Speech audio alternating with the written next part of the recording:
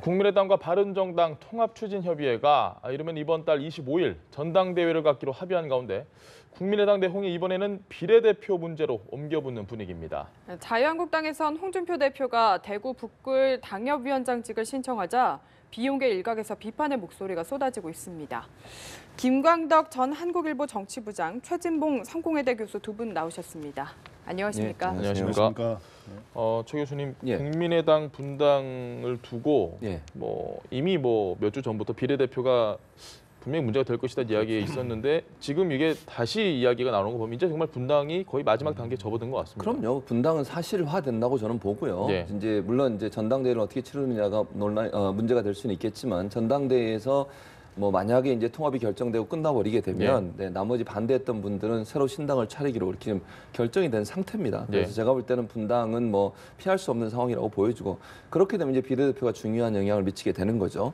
현재 국민의당의 비례대표 의석수가 13석입니다. 39석 중에 13석인데 이분들이 어디로 가느냐에 따라서 원내 교섭단체가 만들어질 수 있느냐 없느냐를 결정하는 중요한 요소가 되거든요. 사실 그러면 이제 두 개의 당으로 쪼개지는 거 아니겠습니까? 물론 합당하는 쪽은 바른정당 합당을 하겠지만 반대하는 쪽은 새로 나와 신당을 차려야 되는데 그 신당이 원내 교섭단체의 지위를 얻을 수 있느냐 없느냐가 의원들을 더 많이 끌어올 수 있느냐 없느냐를 결정하는 요소가 될 수밖에 없어요. 왜냐하면 원내 교섭단체가 돼야 국회에서도 영향력도 커질 뿐만 아니라 국비 지원도 많이 받을 수 있는 거 아니에요. 그런데 의원들이 만약 원내 교섭단체가 되지 않은 상황에서 신당으로 가려는 결정을 하기가 어려울 수 있다는 거죠. 그러니까 확실하게 반대하는 쪽에 있는 분도 있지만 지금 이제 중도에 있는 분들도 있어요. 그래서 아직까지도 지금 그걸 좀 봉합해 보려고 노력하는 분들도 있잖아요. 이분들 같은 경우에는 원내 교섭단체가 구성될 수 있다고 하면 새로운 신당 쪽에 갈 가능성도 있다는 거죠. 그런 차원에서 본다면 양쪽 다 찬성하는 쪽이든 통합을 찬성하는 쪽이든 반대하는 쪽이든 비례대표를 더 많이 끌어와야 본인들에게 유리한 정치적 지형이 완성될 수 있다. 그런 차원에서 비례대표에 대한 관심 또는 비례대표를 더 많이 데려오려는 의도 이게 있다고 볼 수 있겠습니다. 알겠습니다. 지금 말씀하신 부분 때문에 안철수 대표가 비례대표 출당 문제를 좀 거부했다 이렇게 봐야 될까요? 좀 적절한 행보라고 보십니까? 네, 지금 현재 통합 반대파에서는 신당을 추진하기 위해서 그런 비례대표 의원을 출당시켜줘야 원내교섭단체를 채울 수가 사실 있습니다. 그런 점에서 이제 통합 반대파는 당연히 그걸 요구하는 거고요. 그러니까 지난번에 통합 문제를 투표하기 위한 전당원 투표 거기에서 보면은 가처분 소송을 냈을 때 통합 반대파 20명이 냈을 때 보면은 비례대표가 3명이고 지역구원이 17명이거든요. 그러면은 그 3명 내지 4명을 출당을 시켜야 그 사람들이 의원직을 유지하면서 참여할 수가 있어요. 그런데 이제 이거에 대해서 안 대표가 당연히 거부를 하게 돼요. 그래야만이 이 통합 반대파들의 신당 창당이 새가 굉장히 쪼그라들 수 있다라고 하는 걸 보여줘야 이미 가려던 지금 17, 8명 이런 사람들도 많이 안 가는 식으로 해서 최소한 축소를 시키려면 당연히 이제 안철수 대표 입장에서는 비례대표 출당을 안 시키려고 그러겠죠. 그리고 또 하나는 이렇게 봅니다. 이게 이제 원칙이라는 게 있는데 저도 이제 정치학을 공부했습니다만은 사람마다 보는 시각이 다를 수 있지만 제가 보는 견지에서는 비례대표는 정당의 득표율이라고 하는 측면에서 얻어낸 의석이기 때문에 어찌 보면 개인 측면보다도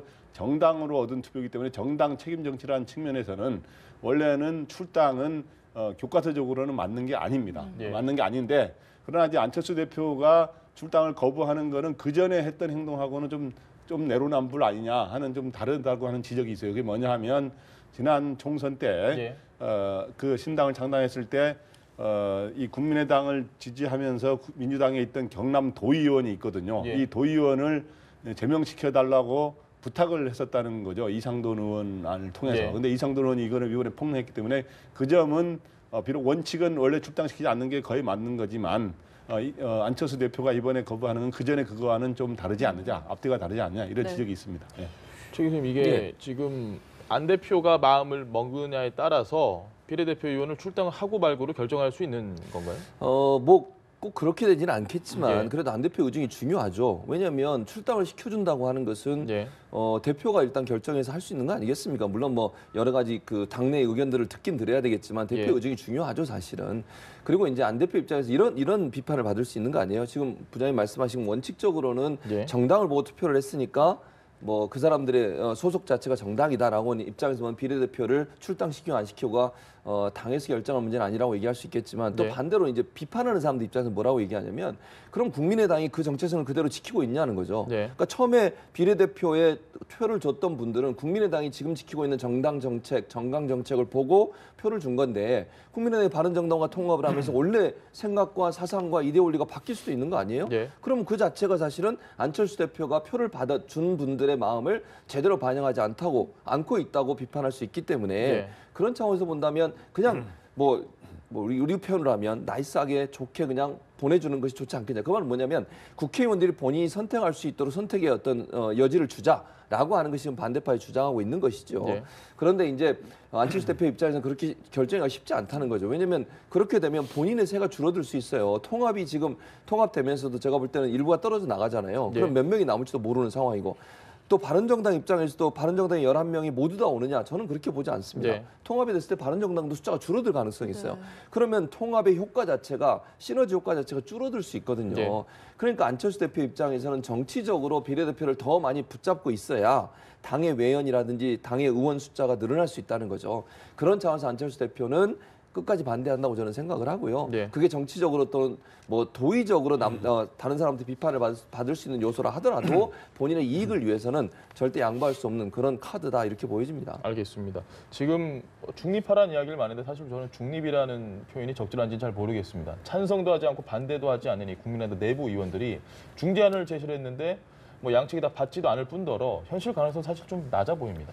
네, 이번에 중립하라고 하는 분들은 완전 중립이라는 건 없는 거 아닙니까? 예. 정치에서도 중립이라고 하고 이제 균형적이라고 하지만 그래도 어느 쪽으로 좀 마음이 쏠려 있는 거죠. 그래서 저는 이 중립파들이 중립파 중에 좀 다수는 통합에 반대하는 사람들이 약간 더 많은 것 같아요. 제가 보기에 그런 마음들이 많은 것 같은데 어쨌든 그러나 당은 깨지지 말고 같이 가야 된다라고 하는 생각들이 많은 사람들이죠. 그래서 근데 이제 이 중재안이 이 중립파가 내놓은 중재안이 받아들이기가 어렵다는 거죠. 그렇기 때문에 어떤 측면에서 받아들이기 어렵냐 하면은 여기 중재안이 내용이 뭐냐면 안철수 대표가 사퇴를 미리 하고 호남 출신이 당대표를 하는 이런 방안을 제시했거든요. 이렇게 되면 통합창성파에서는 왜 이걸 받아들일 수가 없냐 하면 안철수 대표가 미리 사퇴를 해버리게 되면 이 통합을 강력히 추진하는 이 동력이 확 상실해버리거든요. 사실은.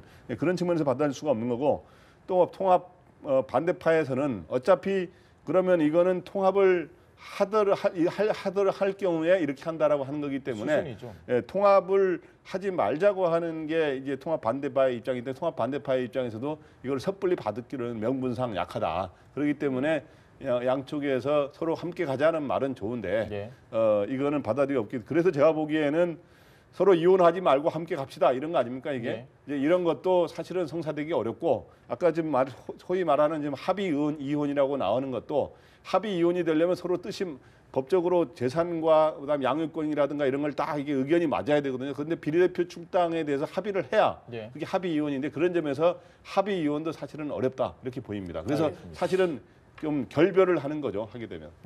국민의당 상황이 이렇게 돌아가고 있는데 이 와중에 오늘 오전에 바른정당의 유승민 대표가 뭔가 통합을 하지 않을 수도 있다 이런 취지의 발언을 했거든요. 여기엔 또 어떤 의도 숨어 있을까요? 저는 이렇게 봐요. 유승민 대표는 본인이 생각하는 보수의 개혁적인 보수라는 이데올로기 있잖아요. 이걸 포기하지 않는다고 보거든요. 저는. 그러니까 지금 보세요. 합당이 되고 통합이 된다 하더라도 당내에서 엄청난 분란과 반발이 있을 가능성이 있다고 저는 봐요. 그게 뭐냐면요. 그러니까 겉으로 통합은 되지만 내부적으로 그러면 뭐 정강 정책이든 아니면 앞으로 추진할 어떤 이데올로기적 성격이든 이런 부분들이 명확하게 지금 정리가 안 된 상태잖아요.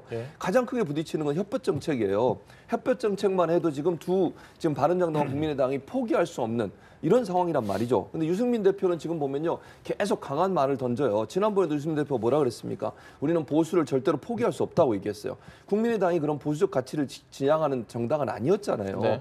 그러면 통합하면서 안철수 대표가 거의 지금 끌려가는 듯한 모양새를 보여주고 있거든요. 이 상황에서 유승민 대표는 바쁠 게 없는 거예요. 급할 게 없는 것이고요. 그러면 본인이 주도권을 쥐고서 통합을 끌고 나가야 새로 만들어진 통합신당이 보수적 가치를 지향하는 정당으로 갈 수 있다는 거죠. 그런 차원에서 본다면 지금 말씀하신 것처럼 이게 뭐 겁을 주는 것일 수도 있고요. 아니면 어떤 메시지를 던지는 거라고 봐요. 예. 우리는 통합이 되는 건 좋지만 통합돼서 우리 당이 지향해야 될 새로운 신당이 지향해야 될 목표는 개혁 보수다.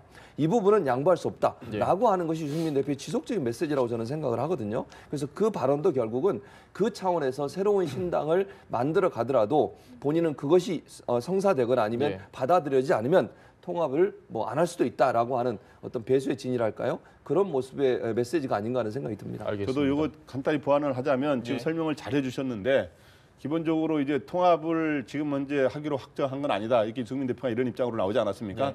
그거는 이제 첫 번째 이제 햇볕 정책이라든가 이념과 노선 이런 것도 있고 두 번째는 뭐냐 하면 지금 현재 국민의당이 지금 현재 전당대회 개최라든가 여러 가지 또 국민의당의 다수 의원이 합류를 해줘야 되거든요. 이런 것들이 뜻대로 안 될 경우도 있거든요. 하나 이렇게 그러다가 진짜 걸림돌에 넘어져 가지고 안 될 수도 있기 때문에 그럴 경우에는 서로 간에 지금은 그러다가 또 유승민 의원이 안 하겠다고 할 수도 있는 것이고요. 그러면은 진짜 이 통합을 하던 사람들 입장에서는 진짜 닭 죽던 개가 그런 식의 꼴이 돼버릴 수가 있거든요. 그냥 그런 점도 우려하는 게 있고 또 하나는 서로 이제 나중에 통합을 실제로 무르익었을 때 서로 통합의 어떤 협상력이라든가 서로 지분이라는 게 이런 게 나오거든요. 이런 데서 유리한 구도를 차지하려면 조금 발을 빼는 안 할 수도 있다고 하는 거를 좀 여지를 남겨놓는 게 그래야 몸값을 높일 수 있다 이렇게 생각해요. 알겠습니다. 한국당 이야기를 좀 해봐야 될 것 같습니다. 당무감사를 해서 당협위원장 현역 의원 4명을 이런 표현은 어떨지 모르겠지만 날렸다라고 많이 이야기를 하는데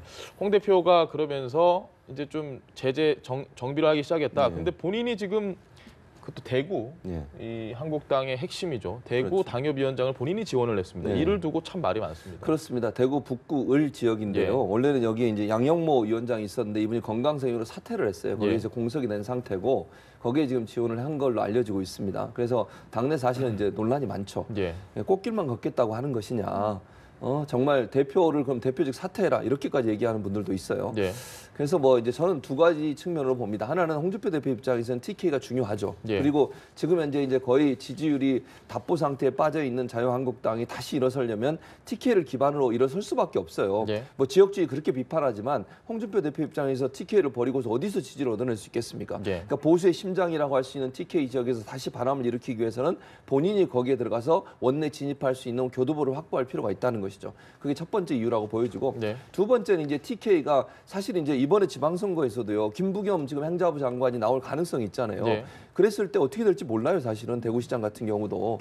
그런 상황이라고 하면 이제 어떤 대구라고 하는 또 TK라고 하는 지역에서 자유한국당이 깃발을 확실히 꽂고 어떤 뭐랄까요 전체적으로 보수의 지지를 끌어낼 수 있는 교두보 역할을 하게 하려면 본인이 거기 가서 교두보를 삼아서 거기 원내 진입하는 것이 필요하다고 본 것이죠. 그래서 마지막 본인이 그렇게 페이스북에 올렸습니다. 본인의 마지막 정치 인생을 TK에서 마감하고 싶다 이런 얘기까지 했었는데 그 말은 결국 자유한국당이 현재 다시 일어설 수 있는 기반은 TK밖에 없고 거기서 본인이 뭔가 깃발을 들고 바람을 일으켜서 TK를 중심으로 해서 보수의 재건이라고 하는 부분을 이뤄내겠다 하는 그런 의도가 숨어 있는 게 아닌가 이런 생각이 드는데 그럼에도 불구하고 비판은 많이 받을 것 같습니다. 알겠습니다. 부장님도 홍준표 대표가 좀 꽃길만 걷는 것 같으신가요?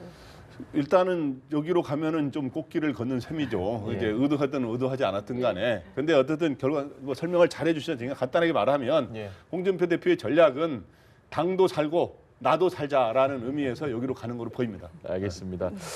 그 오늘 또 중요한 이슈 중에 하나가 이 아랍에미리트 칼둔 행정청장이 지금 도착을 해서 어디 있는지 정확하게 저희가 지금 파악이 안 되는데 이와 관련해서 사실 뭐 임종석 실장의 방문 가지고 정말 많은 이야기가 있었습니다. 과연 이 이야기를 오늘 정도는 좀 뭔가 정리가 될까요? 근데 이것도 칼둔 청장이 어떤 메시지를 갖고 왔냐에 따라 달려있다고 봅니다. 지금 사실은요. 저는 이렇게 봐요.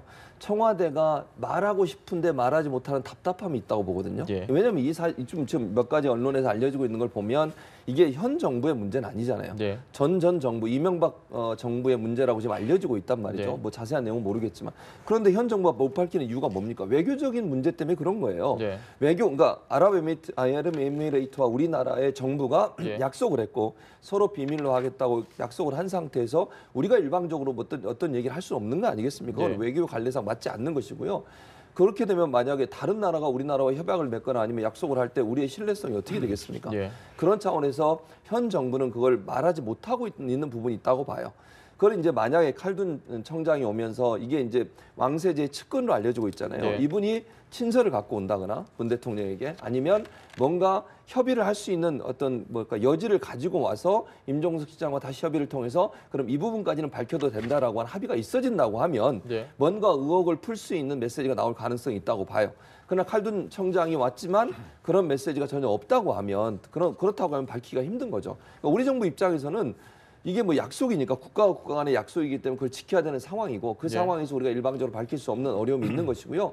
칼둔 청장이 어떤 형태의 메시지를 갖고 오느냐에 따라서 일정 부분 여기까지는 우리가 그럼 밝혀보자라고 하는 합의가 있을 가능성도 있고 또 친서 내용 중에 그런 내용이 포함되어 있다고 하면 우리 정부가 일정 부분 또 밝힐 수 있는 부분도 있지 않을까 하는 생각은 듭니다. 알겠습니다. 네. 이 아랍에미리트 방문과 관련해서 논란이 계속해서 정치권에서 많았잖아요. 부장님 어떻게 보고 계셨나요?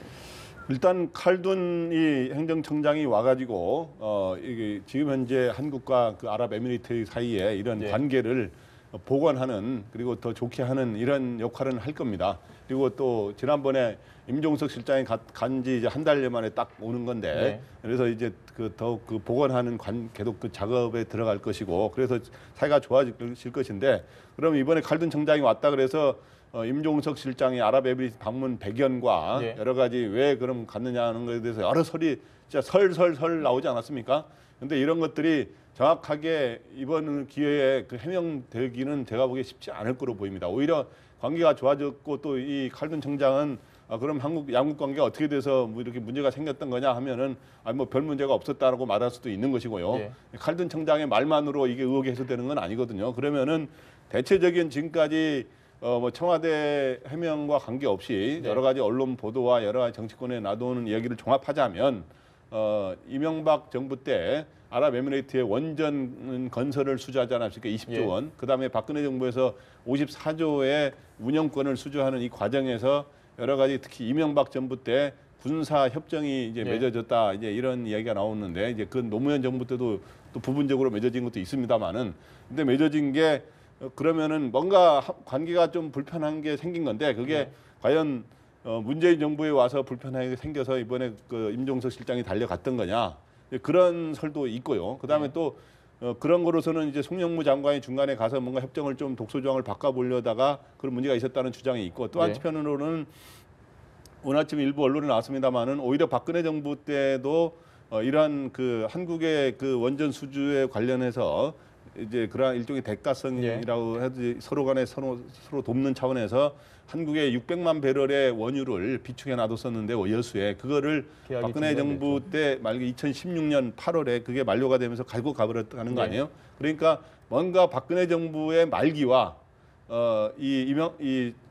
문재인 정부의 이 초기 사이에 뭔가 이 양국 사이에 뭔가 조금 불편한 게 생긴 건데 과연 그게 뭐 때문에 생겼으며 또 그러한 것들이 구체적이 뭔지 그리고 어떻게 그 해소되고 있는지를 앞으로 규명을 하는데 그거를 막 시끄럽게 국민적 논쟁, 정쟁 차원에서 할 건 아니고 이제 국민들의 알 권리, 최소한 알 권리는 있는 거니까 그 윤곽만이라도 국회 차원에서 밝혀가지고 이렇게 해서 서로 공유하고 또 그렇다고 해서 너무 깊이 논쟁을 함으로써 국익을 오히려 해치는 이런 거로까지는 안 가는 게 바람직하다고 봅니다. 알겠습니다.